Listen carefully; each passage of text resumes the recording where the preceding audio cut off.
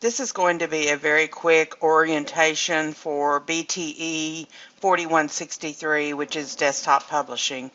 I am your instructor for this semester for the desktop publishing course. I'm also one of the authors for the textbook that we will be using. When you go to angel.hsu.edu, or you can do so from the web page, if you go to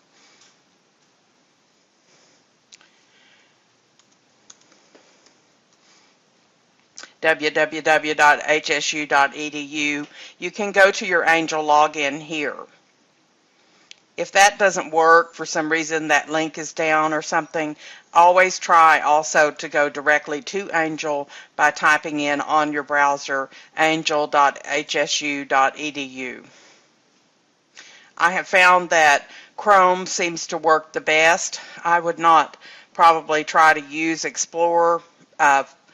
You may also be able to use Firefox. If you scroll down on the page, you should be able to see your system check down in the bottom left corner. When I first did this, my pop-ups were X'd out, which meant I needed to fix that and allow pop-ups on the page, which I did. You can do that up here on the top right in settings. You can customize and allow those pop-ups. Just let me know if you need help with that. I also did not have QuickTime installed, which the university does use. We probably won't use it for this course, but it's always good to see all the green check marks and no X's on there for your systems check. Be sure you do read this page, frequently asked questions, a lot of different things. If you're having any trouble, you may be able to find the answer to your trouble on these pages. I actually missed when I first logged in, or didn't log in, but when I first went to this page, I missed that there was a student quick start tutorial guidebook. So if you've not used Angel in any of your courses or you're not familiar with it, I would click on that and go through some of those tutorials. Or if you run into a problem, you may want to glance at those tutorials. A lot of contact information if you need help with anything. There's your contact information and important links that I may have also given you within the course. We will also use Blackboard Collaborate by appointment, so if you would like to meet with me, because I am in Texas, if you would like to meet with me, we can meet via Blackboard Collaborate, where we can use the webcam if you would like to, or verbally discuss whatever you may need discussing. I can also show you on my screen what I'm doing in Publisher or in InDesign, whichever software we happen to be using at the time. Okay, so if you don't have a login, you want to get one so that you can log into your course. Most of you should have one. Apparently I didn't type something right. Let me try that again.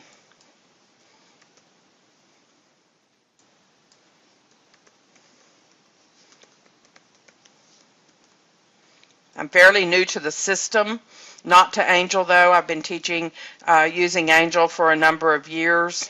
And of course, wouldn't you know, it stopped. It hadn't stopped all day, and it stops now.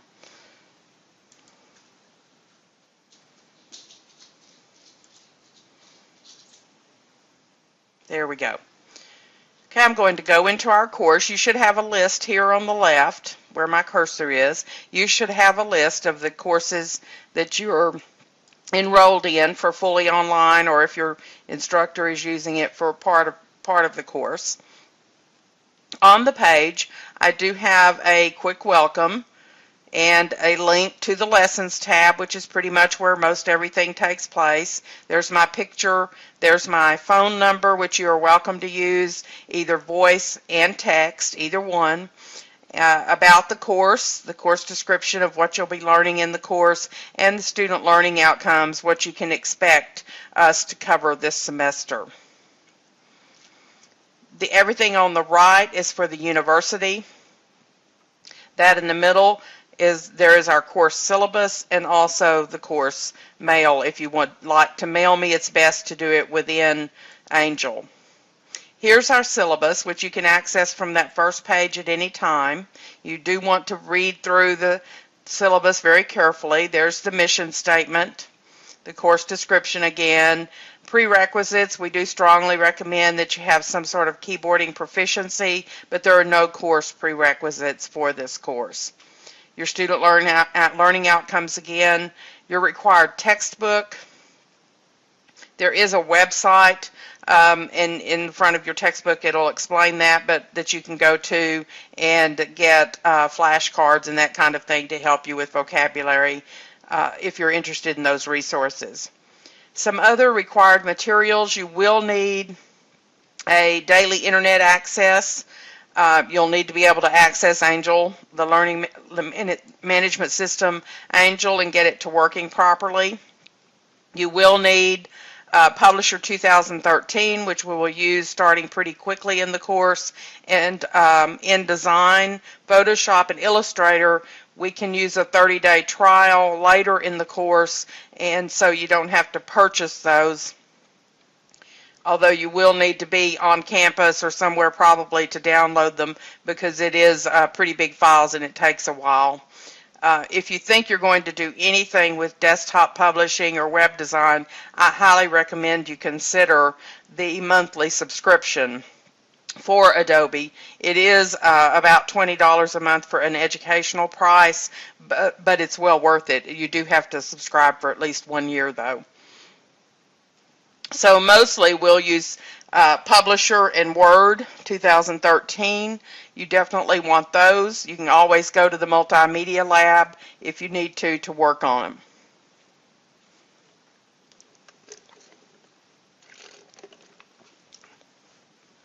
My supervisor is Matthew Sutherland. There's his contact information. This is 100% online. We will not meet. No tests will be taken except online. Most of your tests are going to be project-oriented or discussion and that type of thing, short answer. The online class conduct, of course, professionalism and responding to discussion postings expected at all times. I do have some net etiquette rules that you'll see in a minute. Time requirements. This is very important. It is a 3-credit course, so you should expect to spend the 3 hours you'd normally spend in class plus 3 more hours. So usually at least anywhere from 6 to 12 hours, depending on how fast a student you are, every week. So please be sure that you have decided what time you'll be working and try to stay consistent with those timelines so that you can get everything in on time. Be sure you read through the course design and assignments. There will be discussions, hands-on assignments each week that are worth quite a bit, your quizzes each week. 3 times during the semester there's a project exam, and then there's a final exam. There's all the grading policies, the net etiquette policy that you're responsible for, so be sure you read that. There is a late work policy. I will accept late work only if, though, you have contacted me prior to the due date and let me know so that I can give you an extension. The extension is only for 1 week because after that you start accumulating and then wind up getting too far behind to complete. So be sure that you communicate with me at all times if you have some sort of problem and need to have that extension. Even then, you'll only get 80% of the credit. Tells you about incompletes, withdrawals, attendance. This is an online course, so you should be turning in your assignments on time. Review that late policy. There are no exceptions. Be sure that you log in every couple of days because I do have announcements, emails, etc. that may pertain to you, so you want to stay focused and communicative with the course at all times. There are a lot of helpful links for you that you can also find on the first page. Very important, this is the schedule. It's also in your course, and the dates should be on all the assignments for when they are due. Be sure that you follow the dates very carefully as we want to be sure that everything gets in on time. So you may want to print just this page or two out for yourself. It does take up 2 pages so that you can follow that schedule carefully. Okay, we're going to actually take a moment to look at the course, and I'm going to go into student view so it'll look like what you'll see. You can go to the Lessons tab through here, or also up at the top, click on the Lessons tab. This first week, by January the, let's see, January, what is that due date?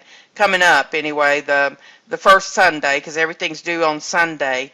You need to have read all of this information in the Getting Started files, very important information, and then your first assignments. Done the first 2 assignments, which is to introduce yourself, respond to one other person in your course, and to do a syllabus discussion of 5 things you learned from the syllabus, and then respond to one other learner on that as well. So be sure that you do read everything thoroughly. You'll do much better in the course if you've read everything. And then you do those first 2 assignments by this coming Sunday. We start on the 12th, and so it's due on January the 18th. Starting on January 19th, we will start Chapter 1, so you want to be sure you absolutely have your textbook by then, by January the 19th.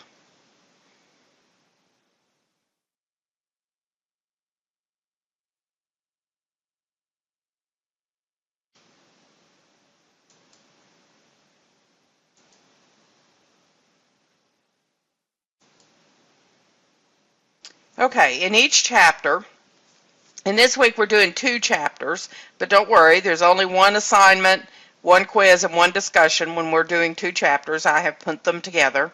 So, chapter overview, this explains a little bit about what you're going to be learning. It's a good idea to read that, have a general idea of what you anticipate seeing as you read chapter 1.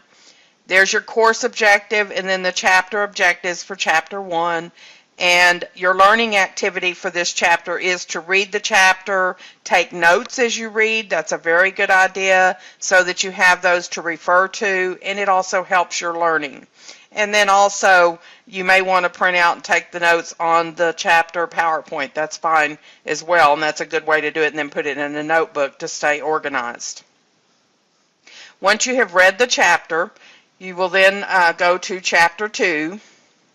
Because we're covering 2 chapters this week, you do not have to do an assignment after Chapter 1.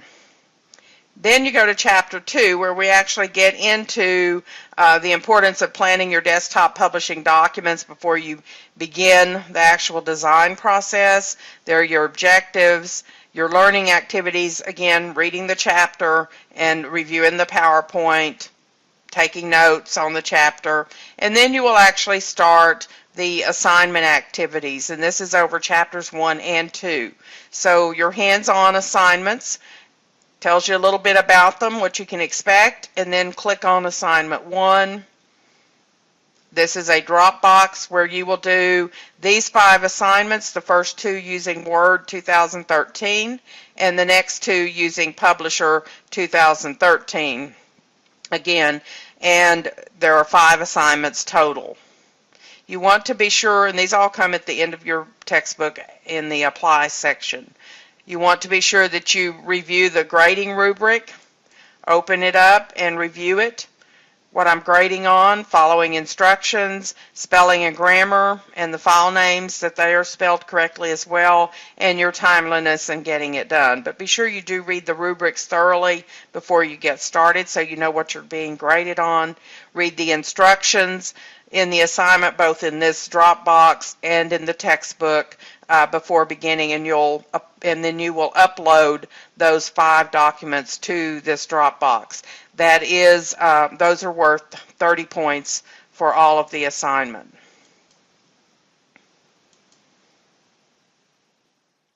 By Thursday of that week, And by the way, I don't recommend that you do these Sunday afternoon. They're due Sunday night, but don't try to start them Sunday afternoon. You'll only frustrate yourself. If you don't know the software and need to look back and do some reviewing, it's going to frustrate you to try to get them done in an hour and a half or 2 hours late Sunday when you're already tired. I recommend that you work on these throughout the week. Start on Monday with your reading. Get all your reading done Monday and Tuesday. Start on your assignments by Wednesday. On your apply assignments, you should have those done by Wednesday or Thursday or Friday.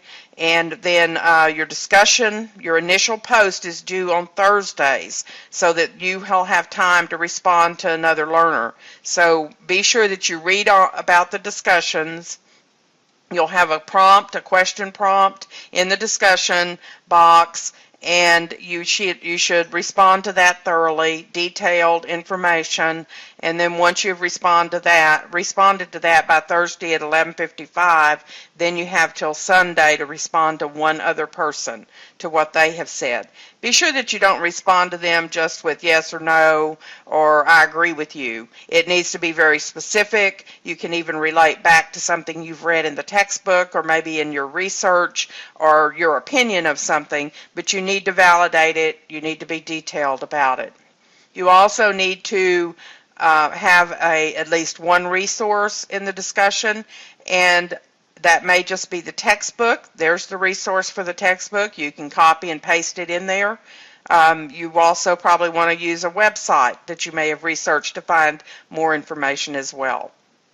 Click on the discussion.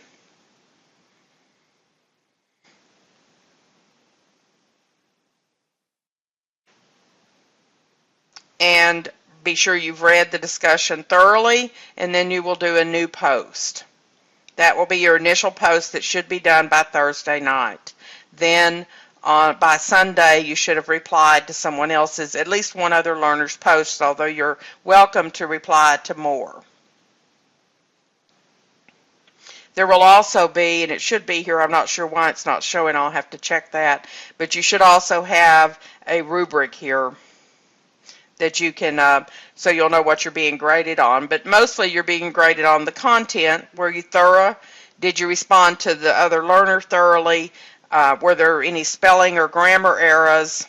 Be sure that you don't have any of those. You may want to do your initial writing in Word, use spell check, and then paste it into the box here in a new post. And then finally, to finish that week, you will take a quiz. There will be a link here to your quiz. And then the following week, you would click here to start chapters 3 and 4. Not all weeks will there be 2 chapters, but don't panic. If you look at the textbook, you'll find that they're pretty short chapters.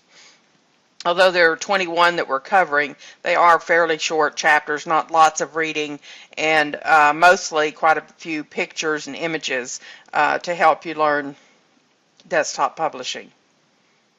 This is the end of this video. I look forward to having you in class. I look forward to your questions, and I look forward to all of you succeeding.